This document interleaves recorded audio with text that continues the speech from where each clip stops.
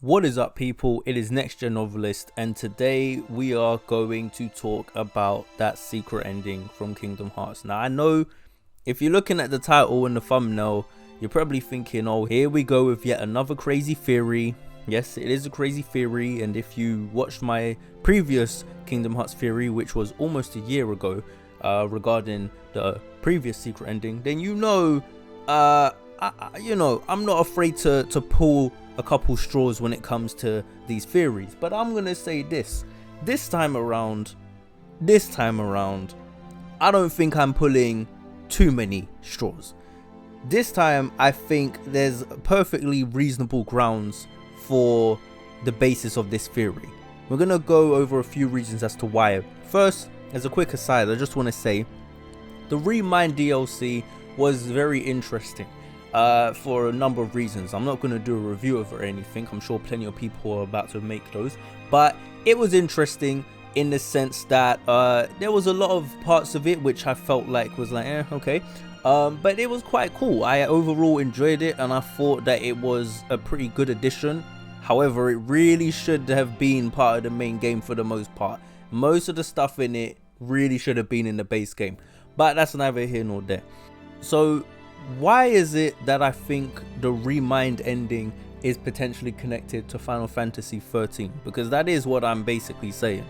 Well, it's not that crazy, okay? It's a bit of a theory, but it's not that crazy of one. And I would reckon a lot of people, based upon the ending, have probably drawn a very similar conclusion.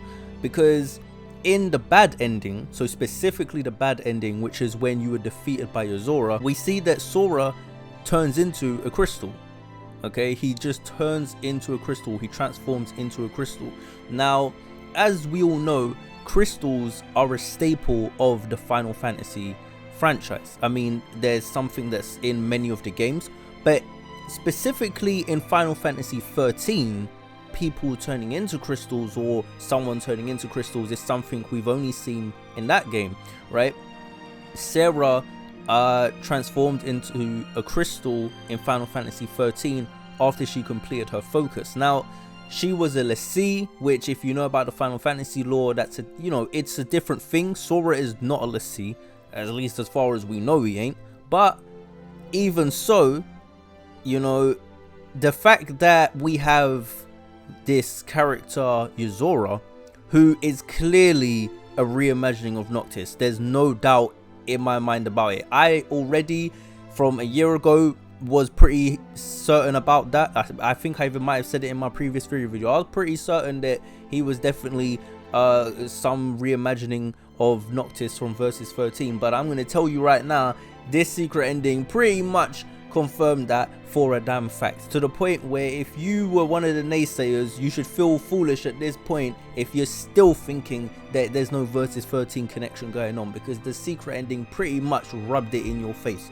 Okay, so what I will say is this: because Versus 13 was part of the Fabula Nova Crystallis, kind of interconnected Final Fantasy universe, whatever you want to call it, right?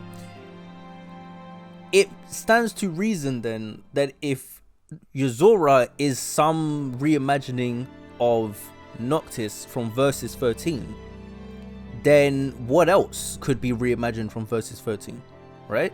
I mean, like I just said, Versus 13 was connected to Fabula Nova Crystallis, which, if you don't know, was basically this whole concept of having Final Fantasy 13 Versus 13 and Final Fantasy Type O all in the same universe. Okay, there are people who have made videos on it, so you can look it up if you don't fully understand the concept I'm speaking about. All right, but essentially it meant that Versus 13 and Final Fantasy 13 were going to be connected.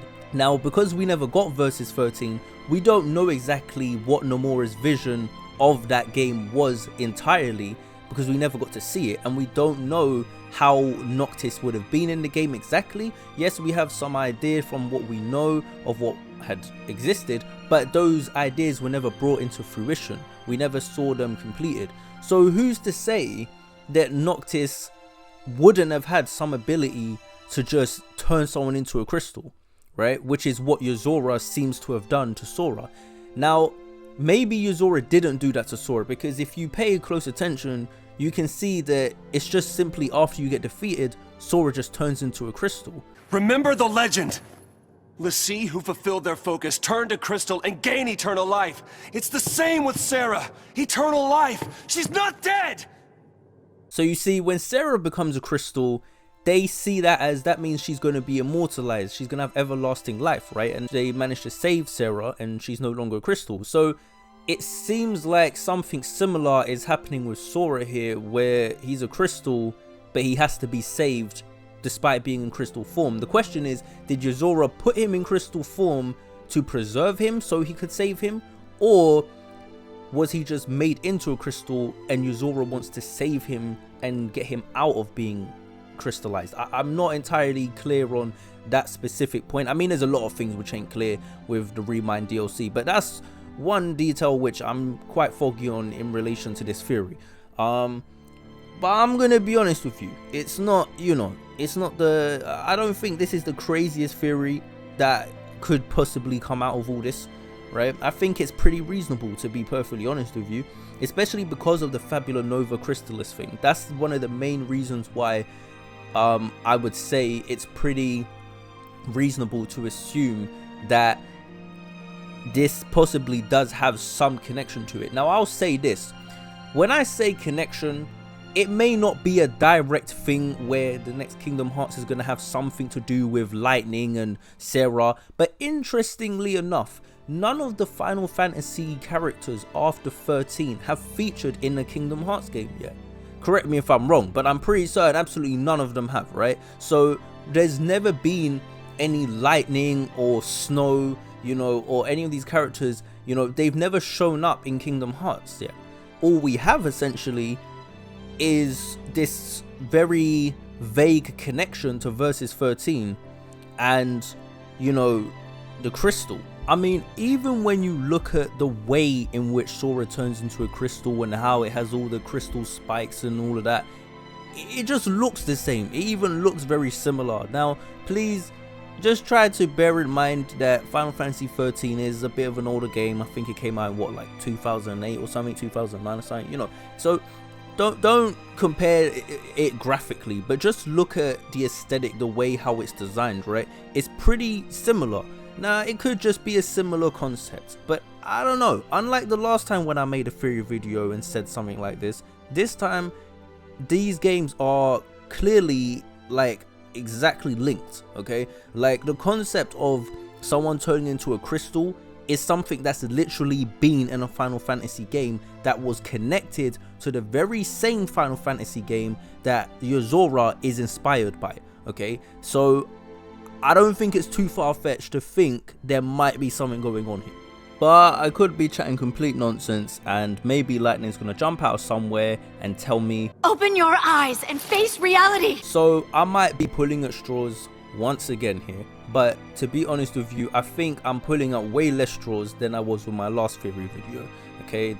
This time around, I think there's more than enough evidence to support the idea that potentially, just potentially, Versus 13, aka Virum Rex, aka Yozora, whatever his game is, if he's got a game, is connected to Final Fantasy 13 in some respect. If nothing else, it's connected just on the basis of which concepts are being used.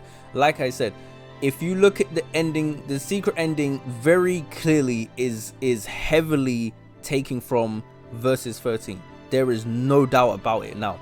And so Versus 13, we know for a fact, was connected to Final Fantasy 13. There's definitely some L'Cie vibes, definitely. I don't know if Sora secretly had a focus and he completed it. It doesn't make sense that he completed it because he lost the fight. But I don't know. We'll see. We'll see what else comes of this. You know, I'm sure some other people have some interesting ideas, but that's where I'm standing with it as of right now. Anyway, I hope you guys enjoyed the video. Be sure to leave a like and a comment. Definitely leave a comment so that we can, you know, share ideas, give your own theories, your own thoughts and whatever. Have a discussion in the comments.